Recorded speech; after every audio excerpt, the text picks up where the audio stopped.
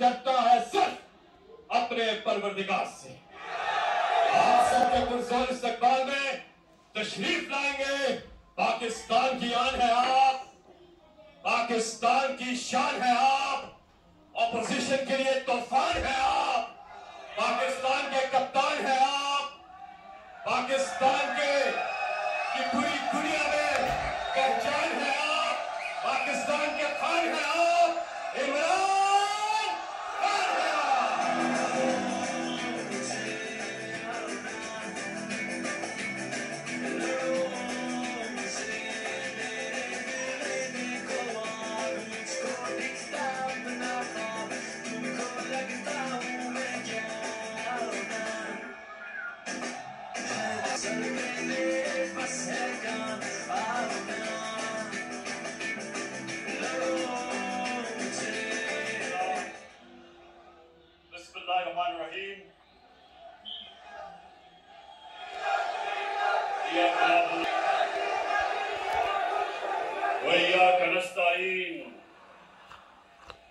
सबसे पहले शौकत भट्टी आपको, आपके एमपीज को, मेहदी भट्टी को, अपने तहरीक इंसाफ के कारकुनों को, मेरे सारे जितने भी यहाँ हमारे ओहदेदार बैठे हैं, मैं सबको इस शानदार जलसे की भरपूर मुबारक भी देता हूं, खराज तहसीन भी पेश करता हूं। लेकिन शौकत भट्टी, आपने इतनी बड़ी लिस्ट पेश कर दी, लगता ऐसे है कि आप एक ही साल में हाफिजाबाद में वो काम करवाना चाहते हैं जो 70 साल में नहीं हुए।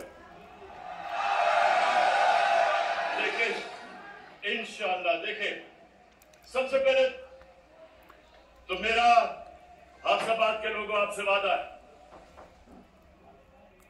कि इंशाअल्लाह जब हमारे 5 साल मुकम्मल होंगे,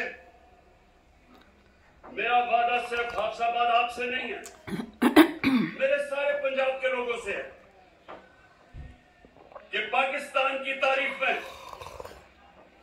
इन 5 सालों में जो हम डेवलपमेंट का काम करेंगे, इस सारी मुल्क की तारीफ में इतना काम नहीं हुआ होगा जो इंशाअल्लाह पंजाब में हम आपको करके दिखाएंगे। अब मैं हाफिजाबाद के नौजवानों, मैं आपका सबका जुनून देख रहा हूं, मैं ये चाहता हूं अभी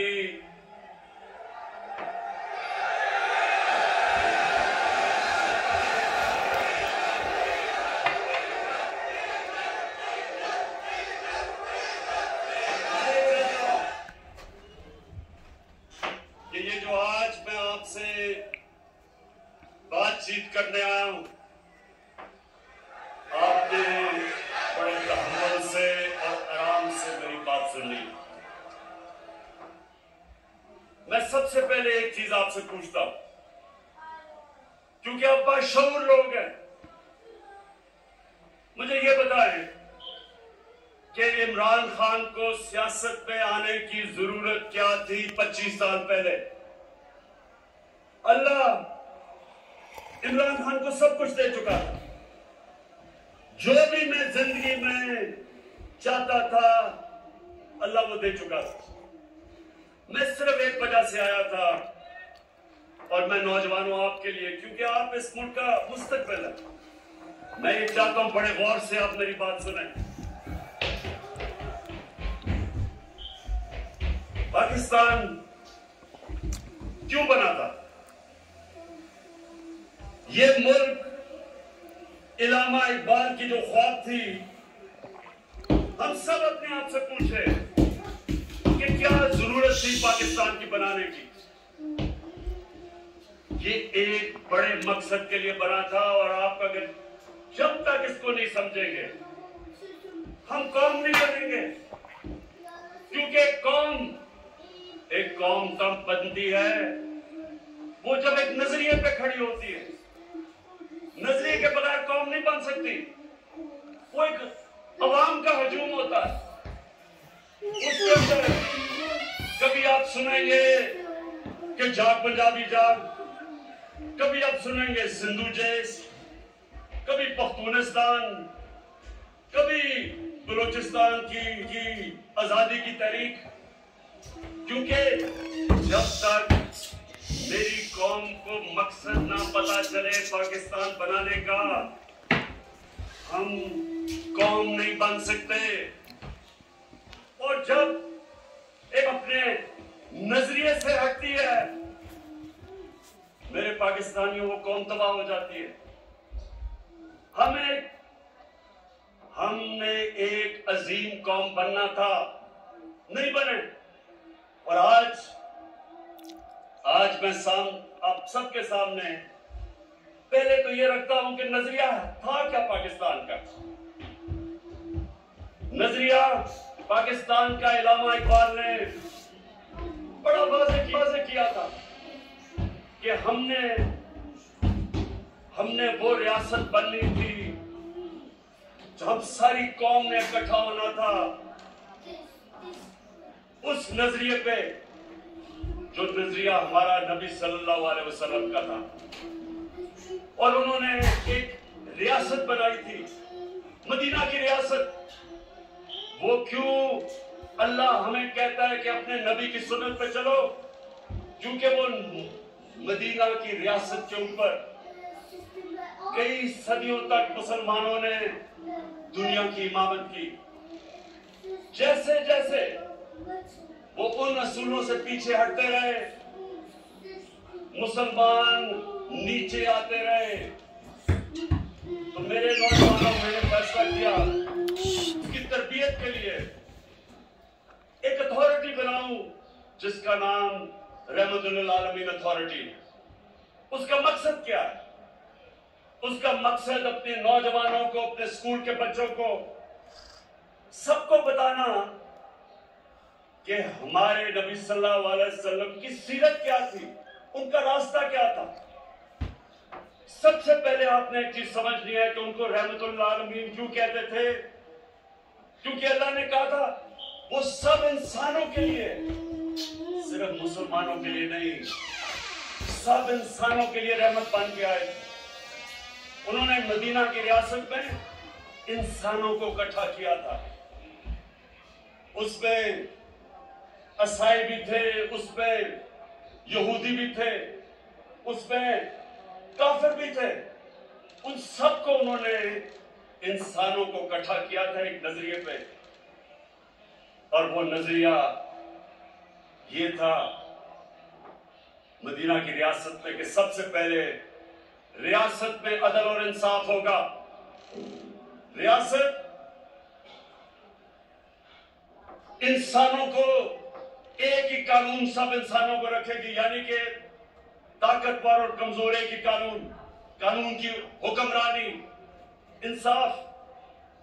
दूसरा रियासत में असूल था इंसानियत, फलाही रियासत, दुनिया की तारीख की पहली फलाही रियासत बनी थी। और तीसरी खुददारी, कि वो रियासत एक आजाद रियासत थी।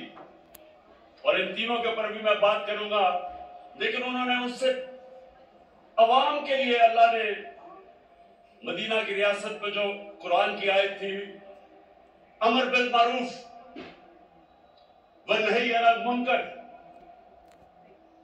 अल्लाह ने इंसानों को कहा कि रियासत की तो जिम्मेदारी इंसाफ देना, खुददार कौम, इंसानियत, फलाही रियासत। लेकिन अवाम की जिम्मेदारी क्या थी? कि तुम अच्छाई के साथ खड़े होगे और बुराई के खिलाफ जहाद करोगे। ये समझ रहे कि अल्लाह ने इंसान को ये इजाजत नहीं दी थी कि एक तरफ बुराई हो रही हो और आप इंसान कहे कि मैं तो किसी की तरफ पे नहीं हूं। ये मैं 25 साल से अपनी कौम को बता रहा हूं कि जब तक एक कौम बुराई के खिलाफ नहीं खड़ी होगी, उस कौम में बुराई बढ़ जाएगी, वो कौम आगे नहीं बढ़ेगी। जब एक कौम देखेगी कि जुल्म हो रहा है, जुल्म के खिलाफ नहीं खड़े होंगे, जुल्म बढ़ जाएगा। जब एक कौम देखेगी कि करप्शन बढ़ रही है और कौम कुछ नहीं करती, तो माशरे में करप्शन बढ़ जाएगी। जब हम आप देखते हैं बच्चों से ज्यादतियां, रेप, ये माशरा इसका मुकाबला करता है। तो मैं सबसे पहले अपनी कौम को ये बताना चाहता हूं कि मैं 25 साल से अपनी कौम में तब्लीग कर रहा हूं कि आप क्यों अच्छाई का साथ देना है।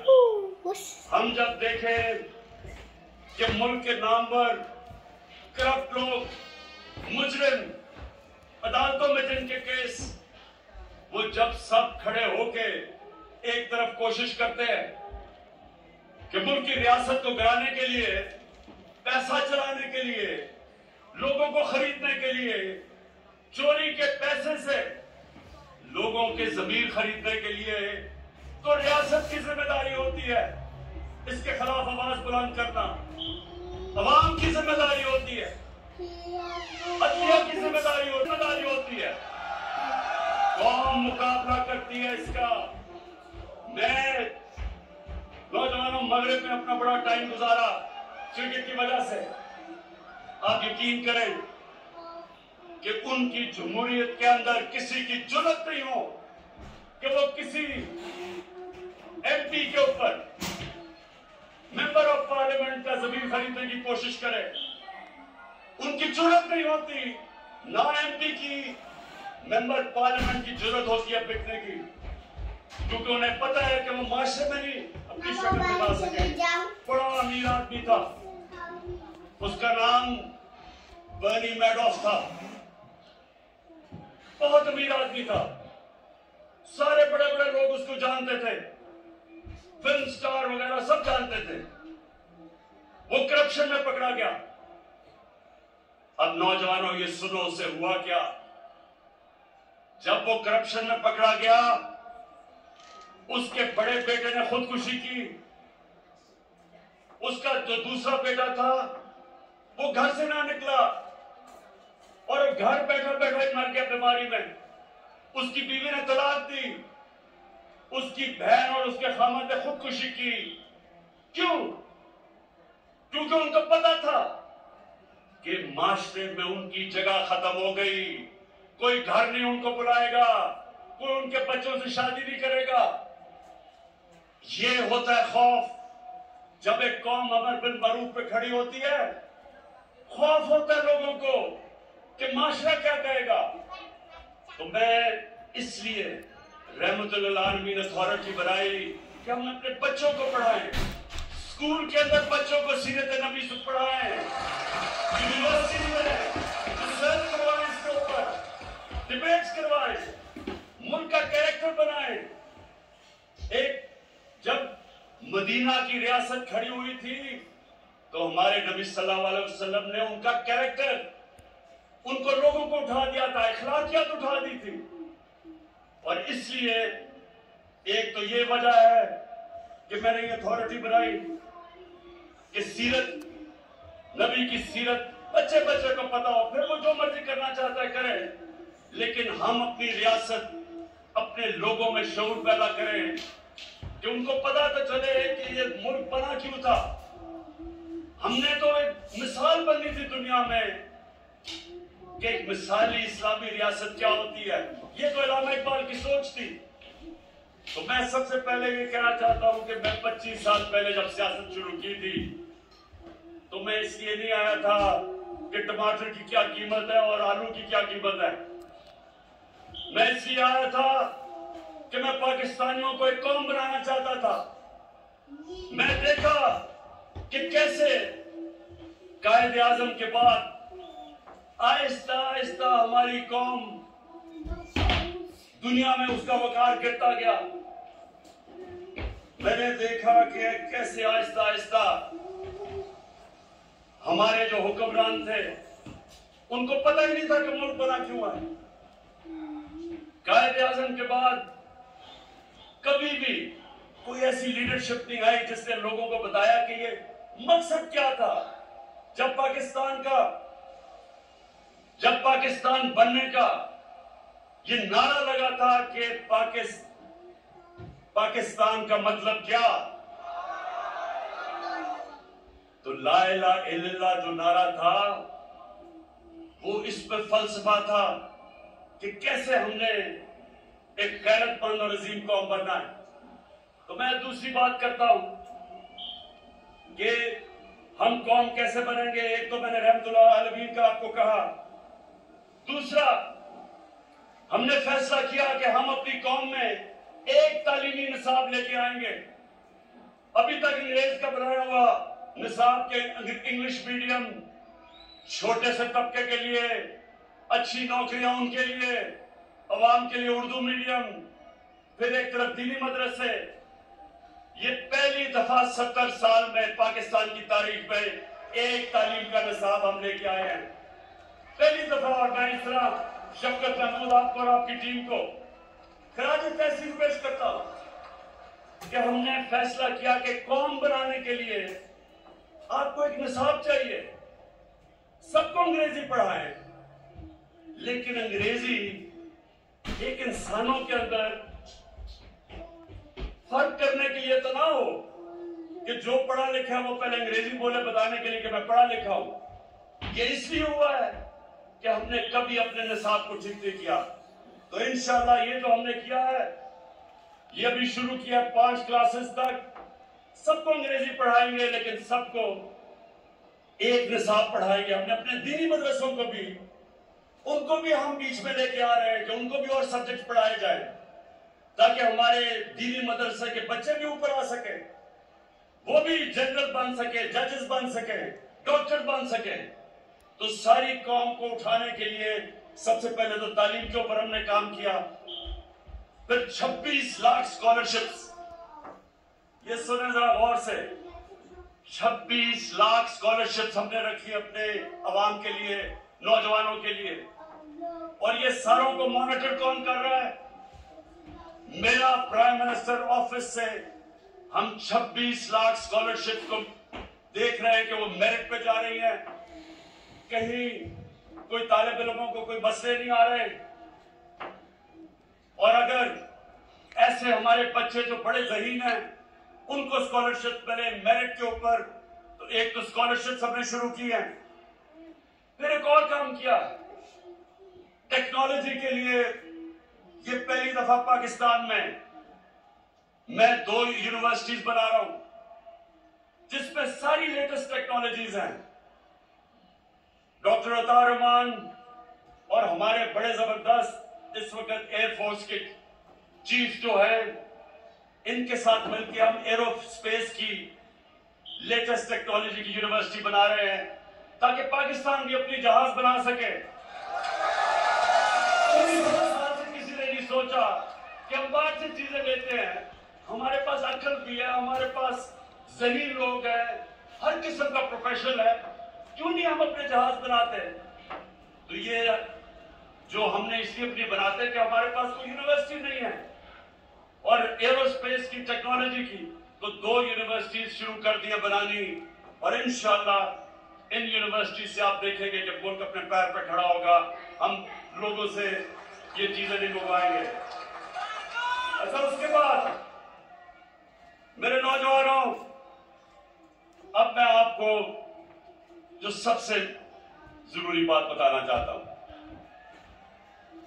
हमारे नबी सल्लल्लाहु अलैहि वसल्लम जब मदीना की रियासत में उनके पास थोड़े से भी मुसलमान हुए थे, 5000 या 6000 मुसलमान थे। ये जरा गौर से सुने, तारीख का हिस्सा है। 628 और